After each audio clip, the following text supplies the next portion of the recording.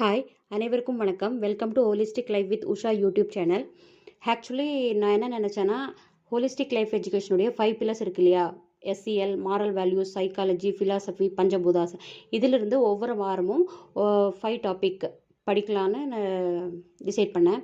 ஆனால் வீடியோ லாங்காக போகுது. அதனால் ஒரு வாரம் எஸ்சிஎல்ல ஒரு டாபிக், அடுத்த வாரம் மாரல் வேல்யூஸில் ஒரு டாபிக், அந்த மாதிரி மாற்றி மாற்றி படிக்க போகிறோம். ஸோ இன்றைக்கான டாபிக் வந்துட்டு வாட் ஆர் எமோஷன்ஸ், உணர்ச்சிகள். அது ஏன் நமக்கு ஏற்படுது? உணர்ச்சிகள் அப்படின்னா நம்ம உடலும் மனமும் வெளிப்படுத்துகிற ஒரு மொழி. நாம் ஒரு நாளைக்கு 1000 முறை சிரிக்கிறோம், கோவப்படுறோம், கவலைப்படுறோம். ஆனால் உண்மையில் உணர்ச்சினா என்னன்னு நம்ம யோசிச்சிருக்கிறோமா? உணர்ச்சிகள் என்பது என்னன்னா, ஏதோ ஒரு தூண்டுதலுக்கு, ட்ரிகருக்கு நம்ம மூளையும் உடலும் காட்டுற உடனடி ரெஸ்பான்ஸ் தான் இமோஷன்ஸ். ஃபார் எக்ஸாம்பிள், ஒரு அழகான குழந்தை பார்க்கும்போது நமக்கு சந்தோஷம் ஏற்படுது. யாராவது நம்மளை திட்டும்போது கோவம் வருது. இது ஒரு ஷாக் அடித்தது போல் ஒரு கெமிக்கல் ரியாக்ஷன். அப்புறம் உணர்ச்சிகள் ஏன் நமக்கு தேவை அப்படின்னா, why do we have them? First one, பாதுகாப்பு, சர்வைவல்காக. ஒரு பாம்பு வரும்போது நமக்கு ஏற்படுற பயம், அது ஒரு எமோஷன். அந்த பயத்தால் நம்ம அங்கிருந்து ஓடுறோம், நம்ம உயிரை காப்பாற்றிக்க. செகண்ட் ஒன், தொடர்பு, கம்யூனிகேஷன். நம்ம பேசாமலேயே நம்ம முகபாவனை காட்டிடும், நம்ம வருத்தமாக இருக்கிறோமா அல்லது சந்தோஷமாக இருக்கிறோமான்னு.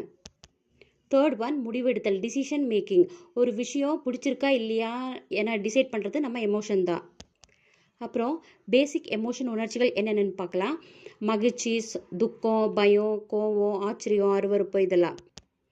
அப்புறம் உணர்ச்சியை எப்படி கையாள்வது, எமோஷ்னல் மேனேஜ்மெண்ட். உணர்ச்சிகள் என்பது வானத்தில் வரும் மேகங்கள் போல வரும் போகும், சரியா?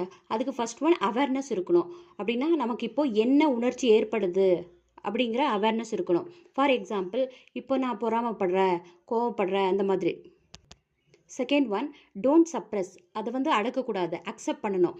நம்ம கோவத்தையோ அழுகையோ அடுக்குவது நம்ம உடம்புக்கு நல்லதில்லை. அதை எப்படி சரியான முறையில் வெளிப்படுத்துகிறோங்கிறத கற்றுக்கணும். Third one, pause and think. அப்படின்னா யோசித்து செயல்படணும். நம்ம உணர்ச்சியோட வேகத்தில் முடிவெடுக்கக்கூடாது. உடனே ரியாக்ட் பண்ணாமல் உணர்ச்சிக்கோ நம்ம செயலுக்கும் இடையில் ஒரு ஸ்மால் கேப், இடைவெளி இருக்கணும். நெக்ஸ்ட் நம்ம கொஞ்சம் கேப் எடுத்துக்கிட்டாலே அந்த உணர்ச்சியை புரிஞ்சுப்போம், அண்டர்ஸ்டாண்ட் பண்ணிப்போம். Fifth one, respond wisely. அப்படின்னா சரியான செயல்பாடு. இப்போ கோவமாக இருந்தானா கோவப்படணும், ஆனால் அமைதியாக பேசணும். அப்புறம் சோகமாக பயமாக இருந்துச்சுன்னா நம்ம நம்பிக்கை இருக்கிறவங்ககிட்ட பேசலாம். கொஞ்ச நேரம் வாக் பண்ணலாம், யோகா பண்ணலாம், எக்ஸசைஸ் பண்ணலாம், இதெல்லாம் பண்ணலாம். ஸோ உணர்ச்சிகள் தவறு கிடையாது. அதை சரியாக புரிஞ்சுக்கிட்டு எப்படி கையாள்வது, அதுதான் முக்கியம். ஸோ உணர்ச்சியை கையாள்வது என்பது அவற்றை அடக்குவது கிடையாது, சரியா? மாறாக அவற்றை உணர்ந்து ஏற்றுக்கொண்டு அதை எப்படி ஹெல்த்தியான வழியில் வெளிப்படுத்தணுங்கிறது தான் முக்கியம். ஒருத்தருக்கு மெச்சூரிட்டி இருக்குது அப்படின்னு சொன்னால் அவருடைய வயசு பார்த்து கிடையாது, அவர் எப்படி எமோஷ்னலி மெச்சூர்டாக இருக்கார் அதை பார்த்து தான் சொல்லுவாங்க. ஸோ உணர்ச்சிகளை அண்டர்ஸ்டாண்ட் பண்ணுறது தான் ஒரு சிறந்த மனிதனாக மாறுவதற்கான முதல் படி. Emotions are data, not directives. அப்படின்னா உணர்ச்சிகள் வெறும் தகவல்களே, அவை உத்தரவுகள் அல்ல. உணர்ச்சிகள் நம்மளை ஆளக்கூடாது, கண்ட்ரோல் பண்ணக்கூடாது.